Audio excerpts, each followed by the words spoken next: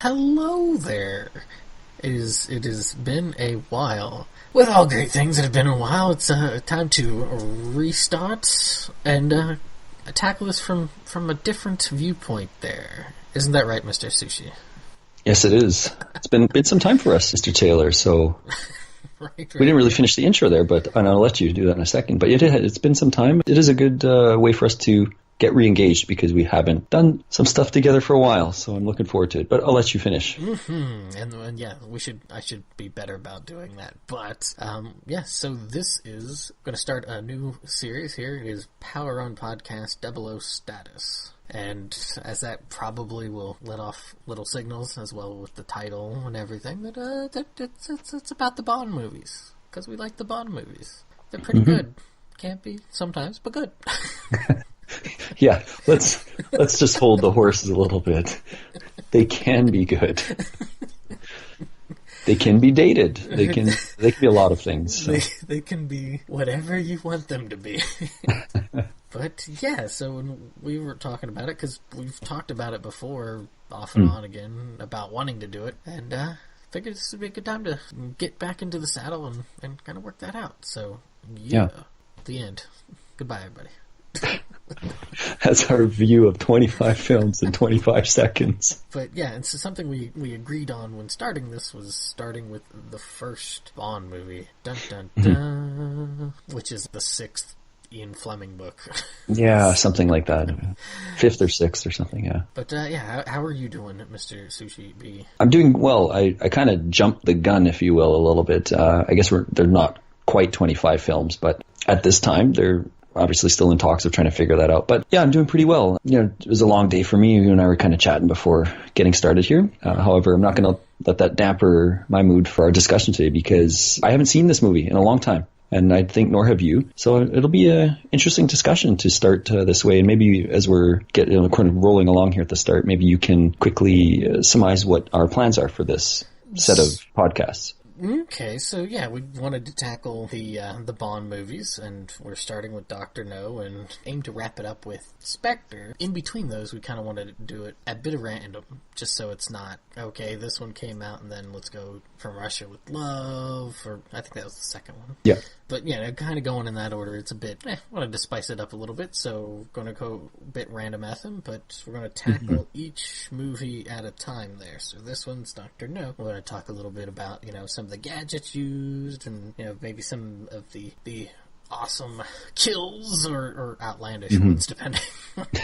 Depending on the film. Depending on the film, and then just some of the overall kind of thoughts and stuff with it, because you had said I had not seen this movie in ages, and I know some people will always pin this one as just the classic, the best kind. For some people, they feel it's like the best Bond movie to them, and I don't agree, but it is kind of remarkable how well this movie has lasted, I guess. I mean, are there clunky bits? Of course, there's clunky bits, but I don't know. I thought rewatching it, I kind of felt like, wow, this is still fairly manageable. This is not trash.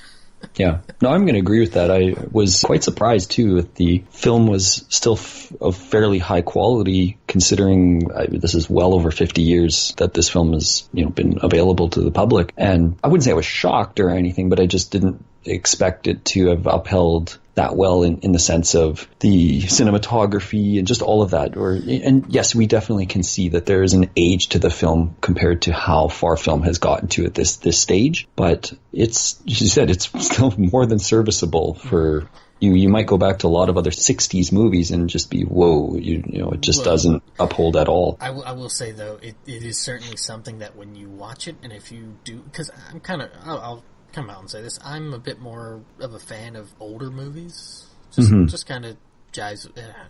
I like it a bit more. I'm not a big CGI kind of person. It just doesn't. That does not work with me as well. But watching this, some of the sound effects, some of the just cinematography, for spoiler alert, probably at least one of my favorite movies of all time is the original Planet of the Apes, and I was in '68. And when I was watching this movie, I was thinking, wow, there's just a vibe to it. There's sort of like an energy to it that you go, bam, this is totally from the 60s. And you see that bleed into the early 70s, and the same with 80s cinematography. You see it kind of bleed into the early 90s, and it's not like it's just strictly, oh my goodness. Right. I don't know, there's something about it, especially for being a movie from 62, you would kind of figure there would be a little bit more 50s vibe in it, and I really am kind of not too much for the 50s movies. Not really.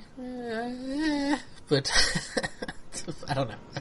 I'll just play off that a bit. This film doesn't feel as dated in the sense that if you didn't tell me the year of this movie, and if I didn't go in with any notion of that, you may be able to fool me a little bit, because the clothing style, there's certain things where you're thinking, okay, yeah, I can kind of see that, but some of the choices in the direction of the film and the clothing and the art style of the film don't feel super dated. Like, they feel just right in this film, and you can look at it and say, oh, that doesn't feel super out of place with something you still might see today. Yeah, okay, some of the gadgets in the cars, of course, but I don't know if you know what I'm getting at, but I just wasn't. I do. Yeah, like, except for I will argue that the silhouette color scheme thing at the beginning, like, this is another thing I should have mentioned, is that Bond themes kind of thing. The theme song for this one, when it starts to change over to the iconic Bond theme and goes into that Caribbean. Yeah. I don't know what Caribbean song it would be, but it's kind of that Caribbean flair, and it has the black background, but then it's got the colored silhouettes, of people dancing and stuff. Sure, that part does. Yeah, that screams 60s. that part does, but I'm thinking more so the actual film rather than just the title credits or whatever, right? Yeah, we'll get into a lot of this, but just some of the stuff on the beaches and so forth, they look still really good. And I only watched a DVD copy of this, and I thought it was still quite crisp on just DVD. So okay, I watched it on Blu-ray, and it was pretty clean, and I had headphones on, so I could hear the sound like right there. Right. It was very peculiar to and I don't know how well they do it nowadays, but music and some of the sound effects really, like, they try to match it to the actions a lot more. And sometimes I can come off kind of hokey, and I vaguely recall that happening a couple times where it seemed like, whoa, it was kind of, but not anything like overly stinky Wisconsin cheesy kind of going there. Yeah, no, I could see that too. And there's going to be some of that definitely when you're talking about something as old as this. So I noticed for the copy that I watched, I wasn't too sure if the sound dubbing over the film totally matched. It seemed as though it was a step off on my copy. At least it didn't for me. It appeared like if Sean Connery was talking, it almost looked like there was a split second where the sound was ahead of the picture quality.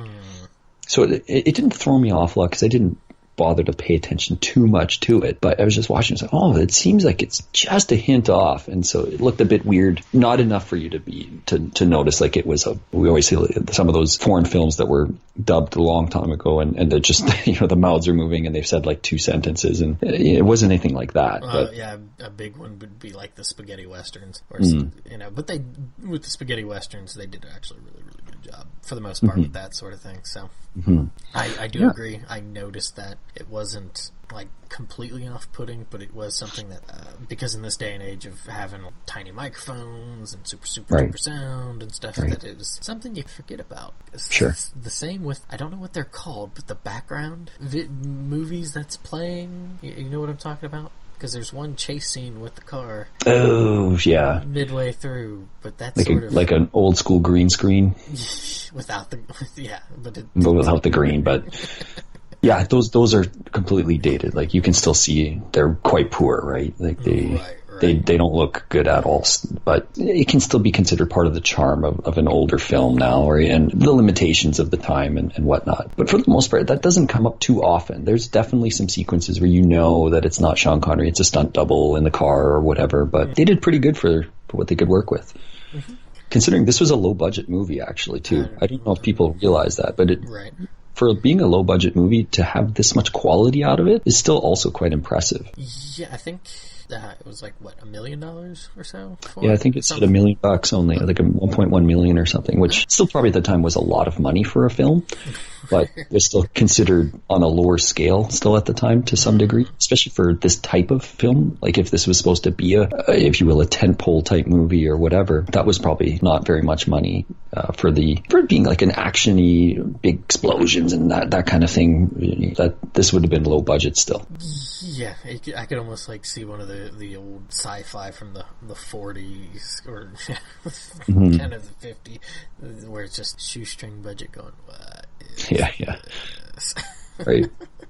This doesn't quite go that far where you're like, no, this is... There's certain scenes, yes, but yeah, I don't know. So where do you want to go straight in from this? Like, do you want to review the plot and stuff quickly, maybe, or? Yeah, let's do that. While it kind of covers the book's plot fairly well, there are some big differences to it.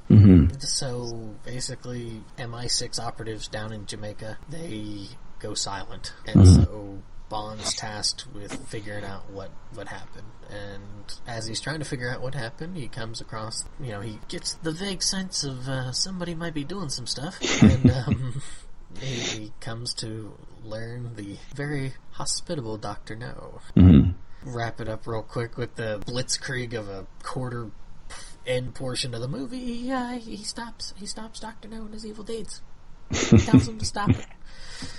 And it's just that's really just the cursory broad paintbrush of the plot right there. I don't know what you would like to add to it. Well, what did you think of the pacing of this film? Because you just kind of alluded to something that I would definitely like to look at, in that I don't think it's a slow movie. You still feel engaged as you're watching because you're kind of curious what's next.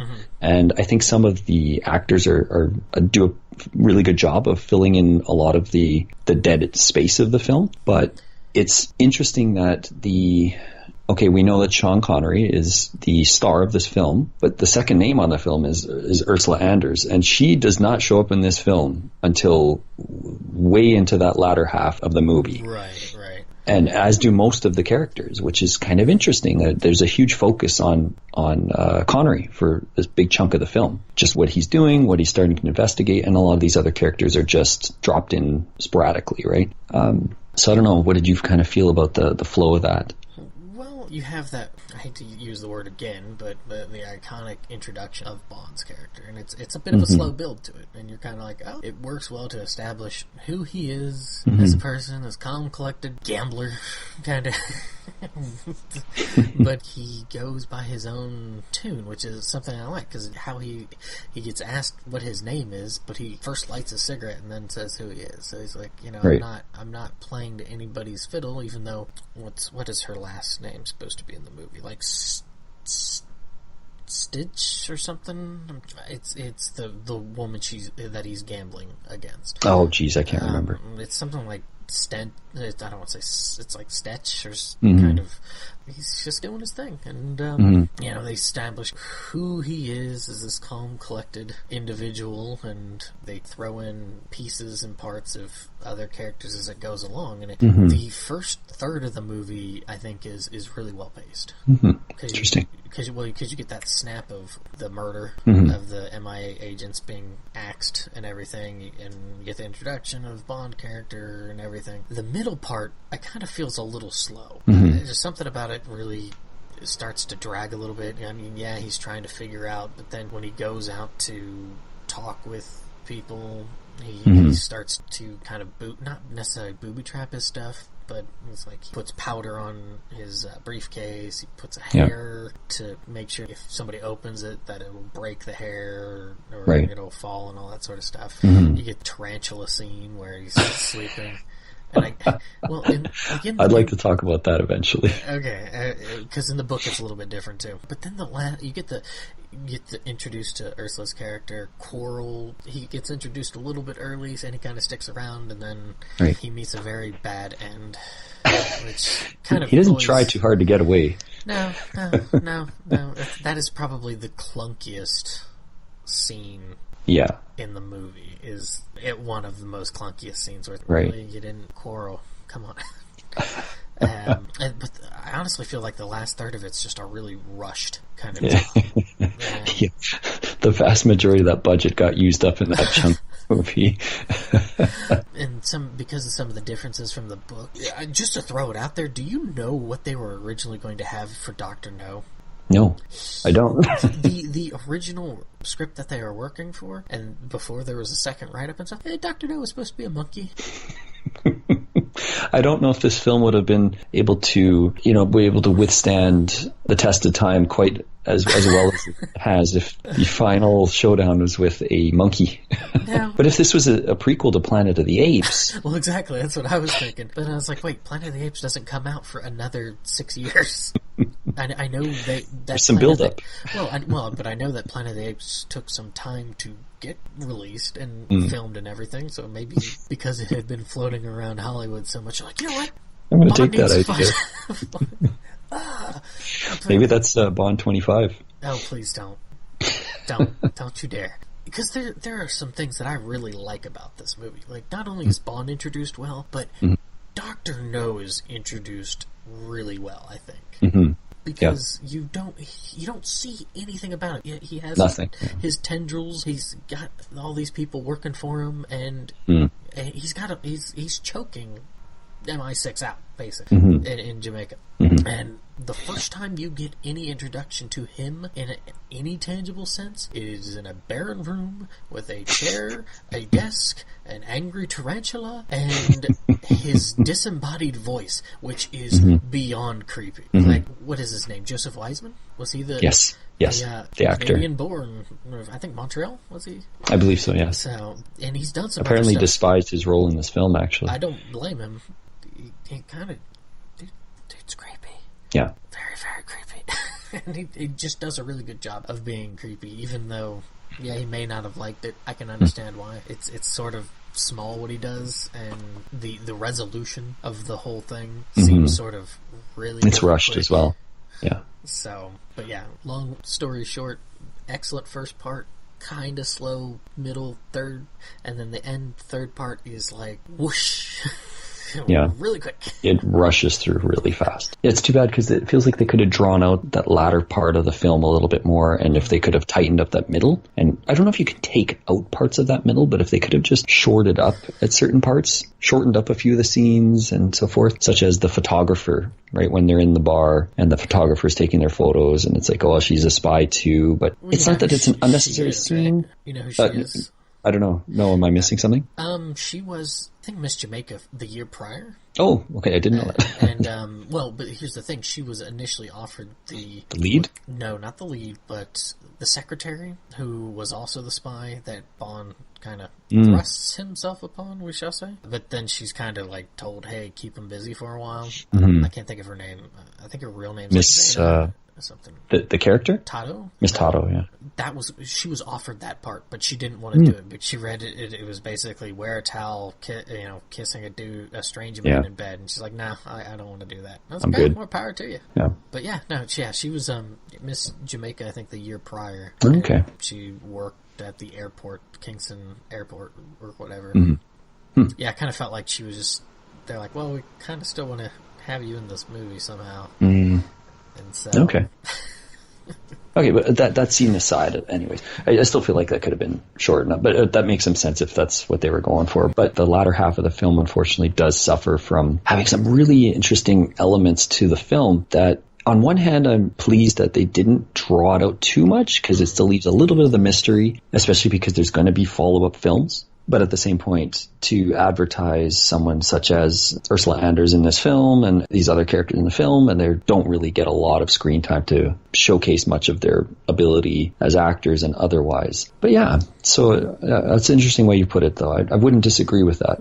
What about that Miss Tong character, though? This is the 60s, so there is a bit of, we hear this controversy about, like, whitewashing of characters and stuff now, and this has got, like, as far as I can tell, that actress is Caucasian, right? I think she's from... And so they've given her a black wig, like and... French, ancestry or something. So they've given her, like, a black wig, and they've tried to, change her eye shape with makeup and stuff, so it threw me off, because I didn't remember the character very well. She doesn't play the character poorly, really, but it's just like, okay, she's certainly not... Right.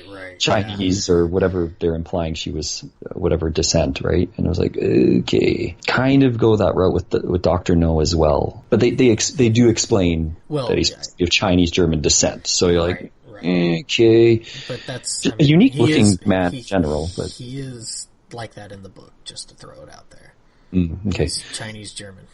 So.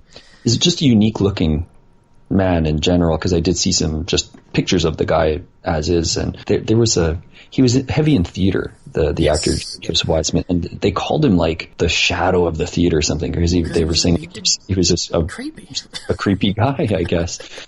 It's like, oh, interesting. So, well, I think they did a really good job with his makeup, because he's got very this pale look, but he's just hair's kind of slicked back, and how his voice is. It's just a very this is kind of the problem with the movie compared to because there's things in the book that are really dumb as hell that they didn't put in the movie. Like at one point in the book, Bond fights a squid. No joke. He fights a squid. But so he's presented in this way, being very calm, calculating, and it does show up in the movie up until the point that that Bond breaks out and he's going through the ventilation shaft. Well, in the book, it gets explained that Dr. No wanted him to do that because this, like in the movie, at certain points he gets washed by a bunch of water. A deluge comes and gets him, and then there's their electric. The grates electric at the beginning and everything, and then there's these hot parts. Well, in the book, Dr. No is obsessed with torture and how much pain the body can withstand. And so he purposely lets Bond escape so that he can go through that, and then eventually at the end of it he fights the giant squid. Thank God they cut that, because that would have been ridiculous. But this movie's grounded in a fair amont of reality. Outside of why? Well, of course, a few things, but he's not fighting a squid or a monkey. They don't go that extreme. But they try to ground a lot of this film. Yeah, I know you can point out some stuff for sure, right? But the dragon and a few things that are a bit goofy, but which also has quite a build up. The dragon sequence, right? They're like, oh, there's this dragon, and it's iterated a few times or whatever. It's and then it kind of comes up and it's just a armor plated car, basically, right? Like a tractor. And you don't really get past that. Yeah, and you don't really get past that. Like they get captured and they get brought back through the dragon thing, and that's just it. Like it doesn't really, it's not used for anything past that. Well, right? In the book, he uses it to escape. That's what he uses. But the thing that I laugh about it, because the whole scene when it appears and everything, it's sort of just it's really abrupt. It's just kind of oh, I'm the dragon, and it's just off in the distance, hold your position, and tells him, because they've spotted. Bond's just it runs on diesel, Let's just shoot. But, they don't do a very good job. Bond's got some pretty poor accuracy for supposed to being able to kill anybody at will, right? He can't seem to shoot a couple of headlights. Right. Well, I mean, it is a pistol, and he's trying to shoot from a distance. I guess the idea you could argue is he's learning to use this new pistol as well. Right. But I do kind of like it, because it's word of mouth has gotten is the buildup of the dragon. So it's it's the spooky dragon, and it breathes fire and all this sort of stuff. And of course, it turns out to be some goof kind of thing, and I kind of like that. I mean, that's kind of what happens. People see things, and being the hoople heads we all are, we tried to make it a little bit more outlandish, because it's it freaked me out. It was it was 10 feet taller than just that little Ripley's Believe It or Not. Right. Well, speaking of goofy, you did allude to the.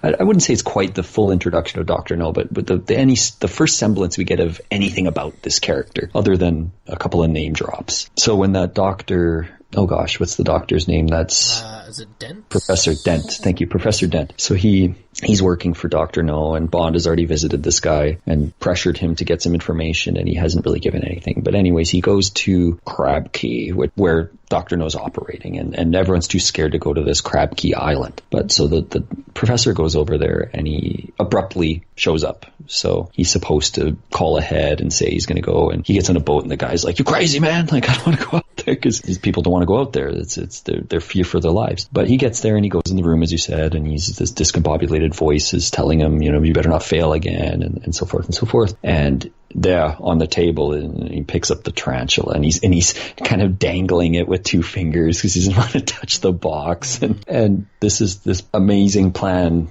and leads to future Bond films with there's always got to be some cheesy death trap for Bond or whatever, right? And this one, it's not super cheesy, but in time everyone's kind of found it, well, tarantulas don't really kill people and so forth. But still, it's just kind of funny watching this sequence play out, because you're thinking, why didn't he just walk in and shoot the guy? Like, I guess the idea here is he wanted to make it look like it was an accident, perhaps, that the death or whatever, but it just seems silly. If Dr. No really wants this guy out of the picture, let's go into a lot of trouble for nothing, right? Well, like, I mean, you do bring up a good point, is that he's got these presumed to be blind trio working for him as hitmen, and you see at the beginning of the movie how they take care of people. Yeah. Boom, boom, boom, boom. And it's like, why not? Well, they did try again. Well, no, I get that. But yeah, like you said, why not shoot him? Well, like you said, maybe it is because they thought, well, if I have him shot, MI6 and more people will come breathing down his neck, and he doesn't want any more of that. So if you give them the old spider treatment, which was a centipede in the book, which is kind of weird because I don't think centipedes are poisonous enough to like kill an adult unless they're sick. I'm not sure. Well, they have quite a bit of poison, but I don't know if they can kill an adult. They may, but anyways, yeah. So that could have been the reasoning there, right? But the scene where they actually put Connery back in the shot, you can barely see it, but if you look carefully, there is a pane of glass. It's not crawling on him, and it starts to crawl off, and it looks like it's the bed. If you look in the 60s, if you went in the theater, you wouldn't have even known, right? You would very unlikely have noticed that, but on DVD, it's not even that clear. You have to be looking at it. It's done pretty decently, actually. But when you do notice it, you're like, oh yeah, and he's like, he pounds the hell out of the spider. The supposed spider with his shoe, like 7 or 8 bashes of it, and then he just goes and has a bath. Well, but that is what adds to the cheese is how music plays. Oh yeah, it's like dun dun dun dun dun dun. And it's like, okay, we got it. It's dead. But then it like pauses and he hits it like 3 more times. Yeah, unintentional slapstick comedy, right? right. Yeah, so that sequence is a bit silly. Those 3 supposed blind men do get another attempt at Bond. They're like 2, technically, I think. Right? Well, they're in the distance in that evening shot, right? They're in the parking lot or whatever, and the guy's going to snipe him from a pretty far distance for just a handgun. Actually, it'd be a pretty tough shot. And they don't really come back after that. They don't really come back after that, though. They're in the chase scene, I thought.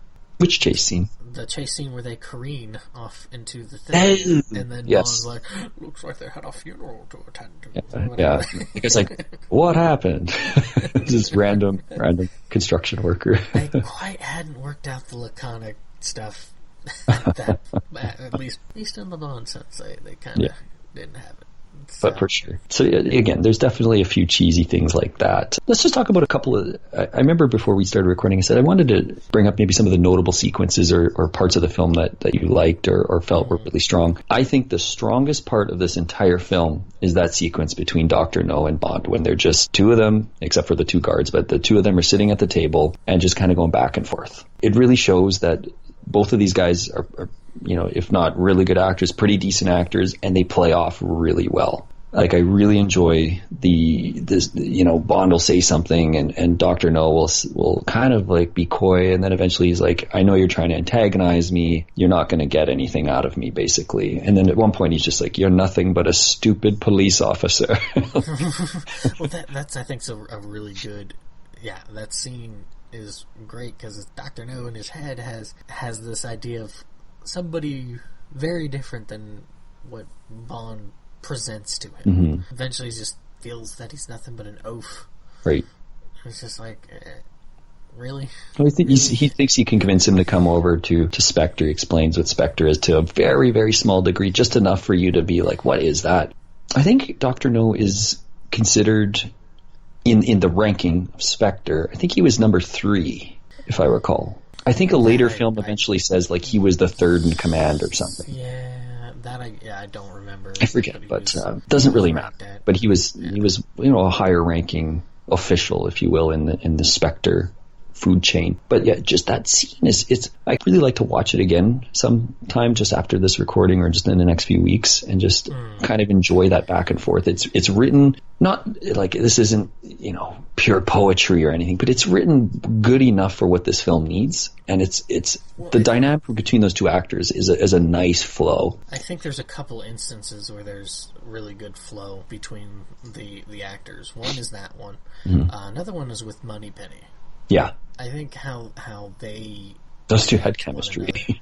And the woman who played her had the choice between Moneypenny and then the other character's name. I can't think, the kind of girlfriend of Bond's in the opening sequence and stuff. And she chose Moneypenny because she didn't like the provocativeness of the other character, but the way that was written and how they go back and forth is just really well done.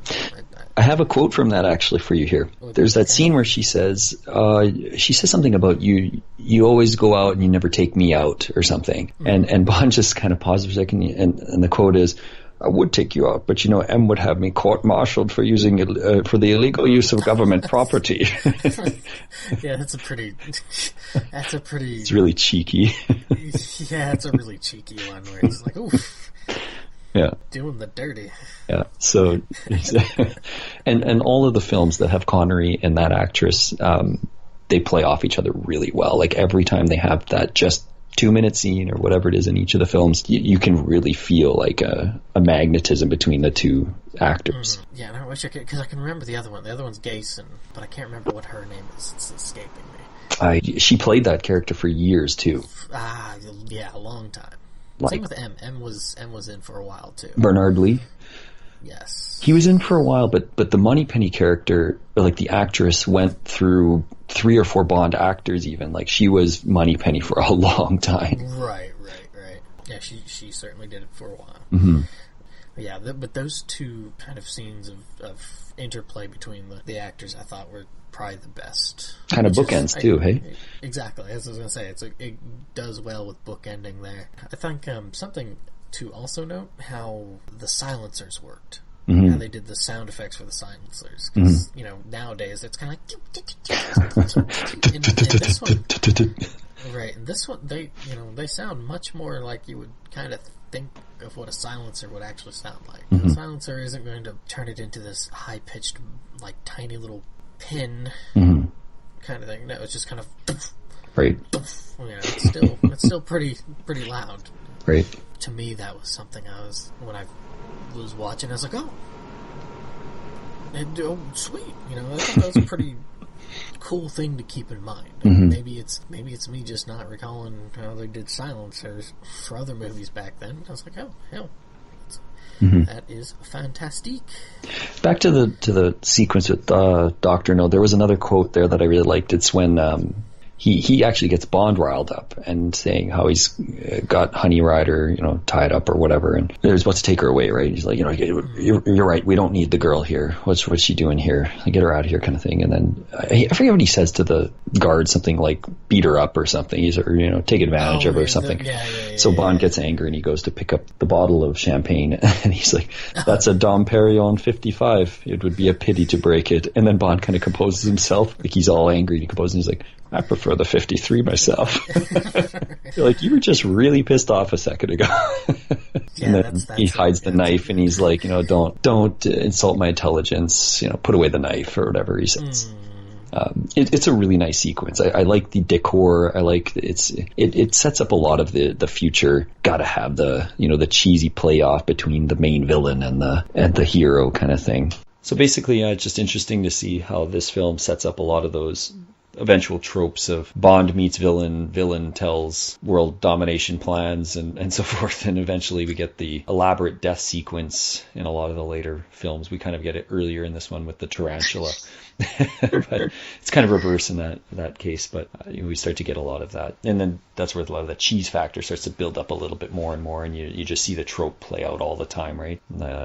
There's a few plays on that. I think we'll get into some of that, but if I recall, Diamonds Are Forever kind of has something that's kind of twists it a little bit, but yeah, so I don't know where what do you think on that? As I said, it's something.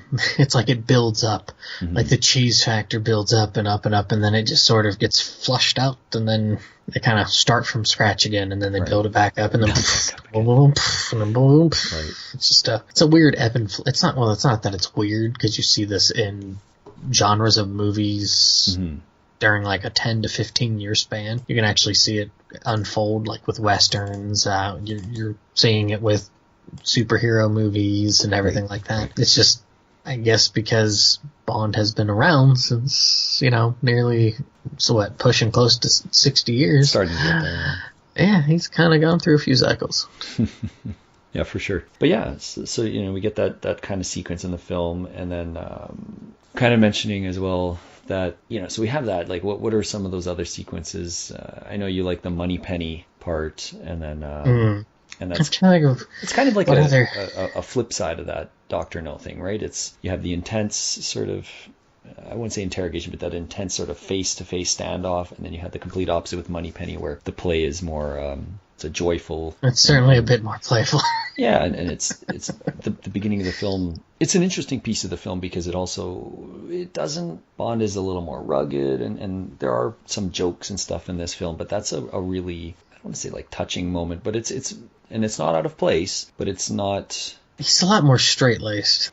Yeah. I would say like really witty per se. I mean, like you mentioned the Dom Perignon thing, but it's kind of snarky. Right. He's trying to rile up Dr. No, so when he insults his taste, that's kind of it's kind of how it feels to me. Is that it isn't necessarily it flows really naturally, so it doesn't feel like it's premeditated or just laying it on there in a way where it's like Schwarzenegger, don't disturb my friend, he's dead tired. Well, that's because Commando is just a punchline trip, right? That's totally a comic book movie without being a comic book. Well, so it's not to that level. It's very straight laced. It's the easiest way I can put it. It's smooth and calculated, right? I was to say something to bring up is the shots, or at least probably would like to mention is the different kind of shots that were taken throughout the film. Yeah. You like from the director's standpoint, or? Right. Yeah, for sure. Like the director, I really like. Oh gosh, no, it's a Terrence Young. Yes, no. Thank you. Yes. Yeah, you're right.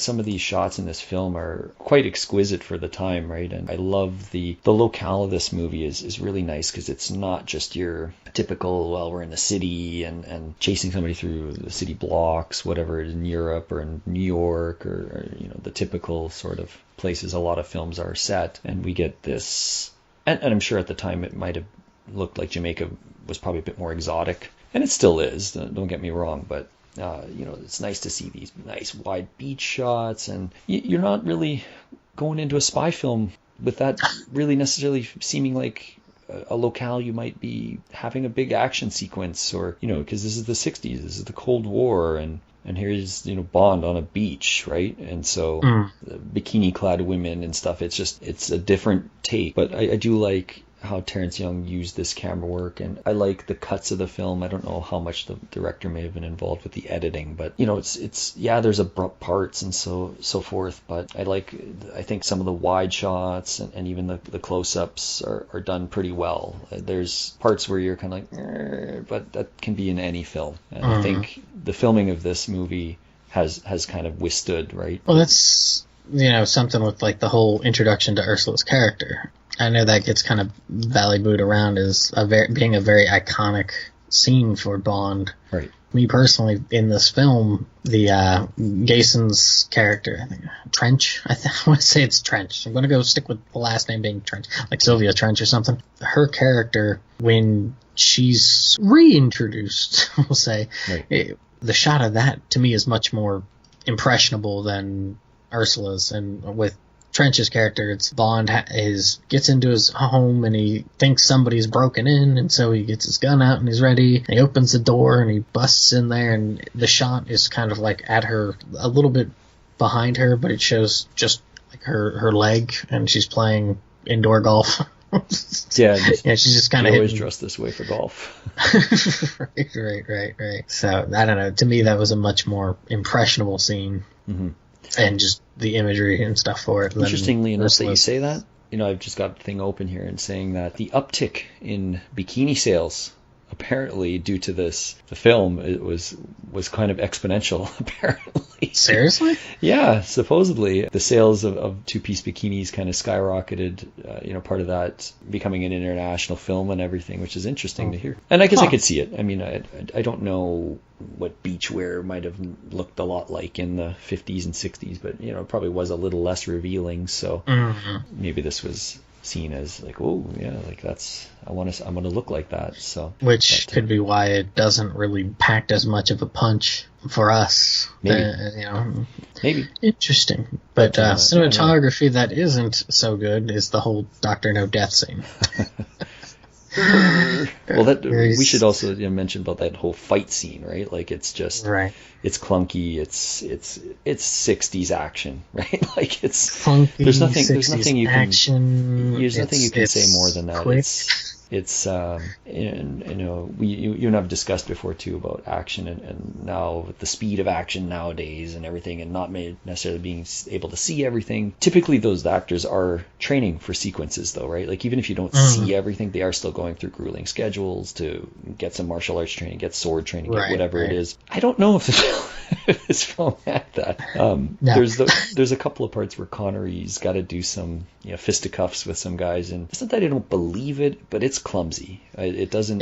Maybe, and that's more realistic in the sense of like, yeah, you're not going to get this perfect punch off and everything, but I mean, this Dr. No fight sequence, yeah, I get that he, his hands are limited, but I'm not saying it's bad, but it's not thrilling. It's not thrilling. Like it's not. You're not sitting there in your edge of your seat. You're just like, maybe in the 60s you were, but not today. You're really not.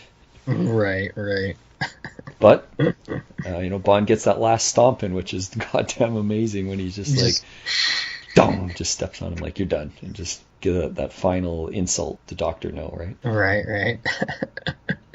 Which is a pretty funny part. But yeah, you probably want to allude a bit more to that, the death scene there. And yeah, it's clunky, but also just the last bit where it's focused in on his hands, because his hands are these kind of metal hands and they can't grip and stuff, and then it shows him kind of clawing at the post, trying to keep himself alive as he's on this platform being submerged into the water that's boiling because it's trying to keep the reactor from exploding that's been overheated and all this. Isn't that kind of awkward too? Because he's on his back when Bond stomps him, right? And his positioning is weird because the way his hands are, it's clunky. It's sort of like as if he were vertical. It's sort of as if he was filming. That it was very set for filming. He was using those metal hands. Dr. No, could you please cooperate and sit in the proper position to die?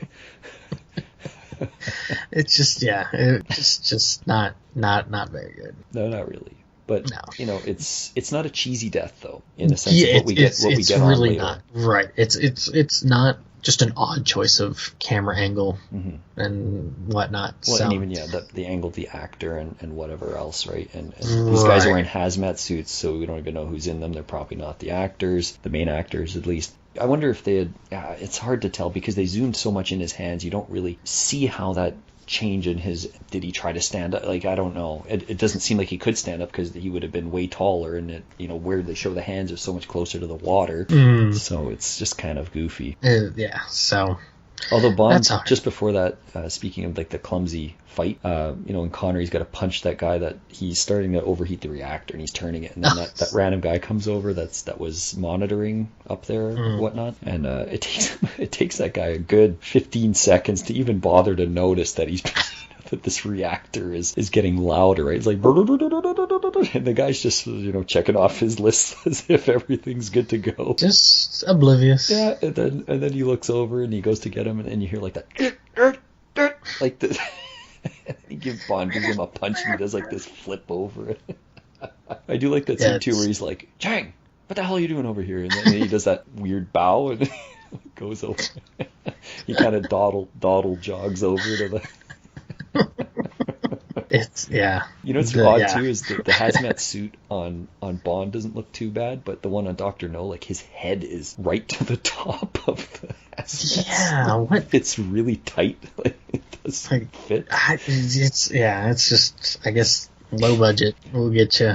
A little bit, but for the most part, again, I think the clothing and stuff still look pretty good. Like I do like the attire of a lot of the characters and so forth. Even when Bond meets Dr. No and he's wearing more of a, I'm not quite sure what that shirt might be called. Yeah, what is that? Verse in the fashion sense, but it's an interesting choice. We always iconically see Bond wearing some sort of tuxedo, but it looks good on Connery still. Like the color, like it just, I don't know. I liked it. I thought it looked cool. But the hazmat suits, they just kind of look clumsy, right? For most of the characters, they just they look like they've been filled with air because they're really puffy and still kind of weird. After that, I mean, there's too much more we want to really hit upon there. I think this might be a good point to wrap it up there. Sure. Out of 7, we'll go with 7 since it's 007. What would you rate this movie?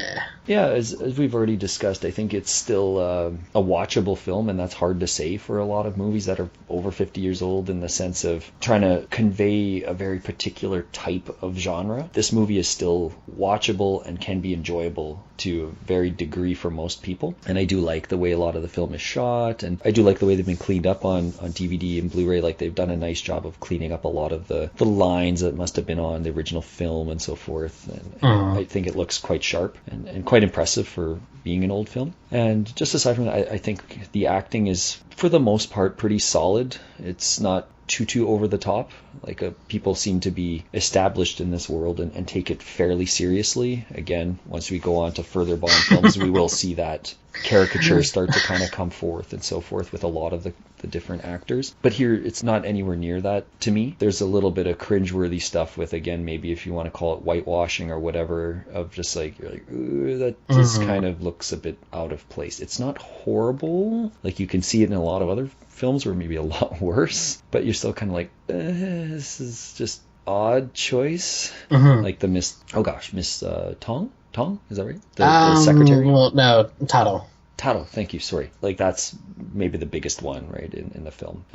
But as a whole, I would say this is like a 5.5 to maybe 6, depending on the mood I'm in. But I think at least a 5.5. It's not a very poor film. It's still something you can watch and be like, interesting, this is where Bond started, and it's not too bad. That, I would kind of sit in the same boat, maybe a little less, 5.5. Which isn't a bad score, right? Well, no, yeah, out of 7. Got to remember, out of 7. Even though scores are just kind of...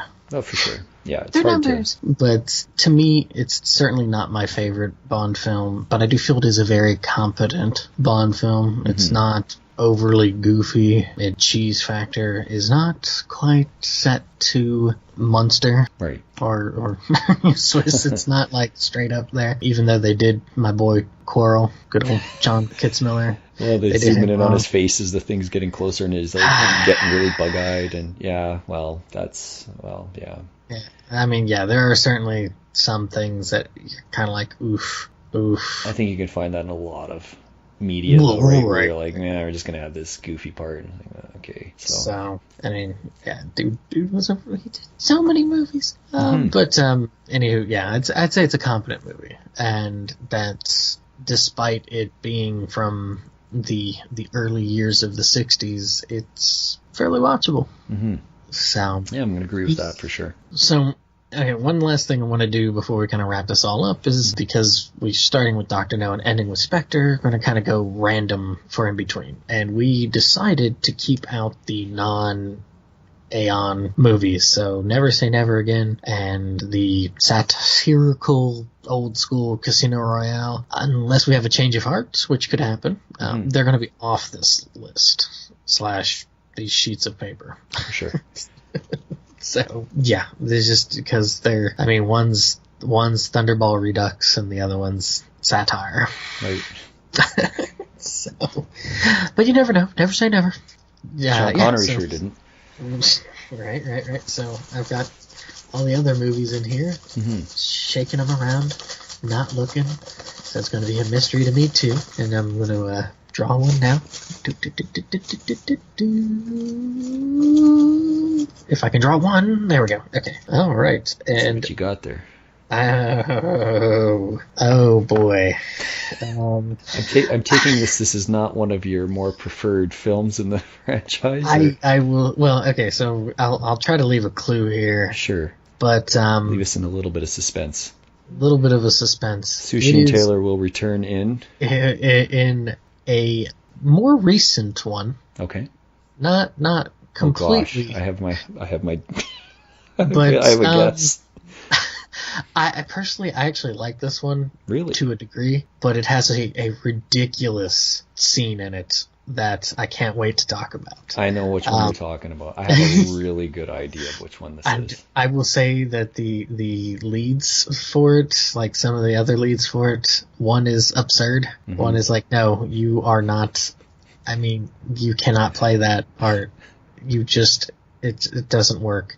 However, I totally had a crush on her when I was a kid, so I know this doesn't help much at all for clues, but what can I give as a good clue? I thought it was a fun 64 game. Okay. That wasn't GoldenEye.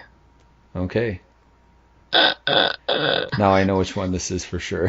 All right. So yeah. Any last words? If it's the one I think it is, I can, and I could be wrong. But the N64 cart is not of the normal shade of gray. I'll leave it at that. Bingo. I like the game. Anyways, last thoughts. Really quick, I guess. Just honest last thoughts. I do like Connery in the role in this first film. I think he exudes a really good persona in the film, and he's cast really well as this lead, and he helps carry a lot of the film, because there are parts where he is the focus, and you are curious to see what's next, like what he's going to do next. He feels believable, and Ian Fleming seemed to like the performance enough to change some of Bond's backstory in the books and so forth to match something of Sean Connery's own personal history, and I find that interesting and amusing. And yeah, if you're curious at all about the James Bond franchise, you could do worse than to start with Dr. No. You really could. Like I don't think most people do start with this as their first introduction to the series, but it's an interesting one to start with because you just get a really good sense of, okay, this is where they had to come from, and there's not a lot of gadgets and all of the other stuff that kind of comes along later in the franchise. It's just pretty much a straightforward movie. Mm-hmm. Yeah, I think the score reflects that this film is at least worth giving a shot. Okay, I will second those thoughts. I think it's a good one to start with if you've not really. It may not be the best one to start with, but it's a good one to start with, just because it is so stripped down and not here's a bunch of gadgets, here's a bunch of super duper goofy stuff. Mm-hmm. So yeah.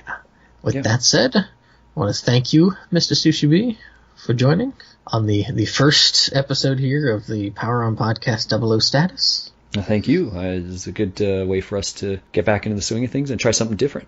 Mm-hmm. So everybody, thanks for listening. If got any comments you want to leave of what you've felt about the movie, if you've seen it, or if you want to guess what the next one that we're going to be looking at as well. Right. So, until then, take it easy.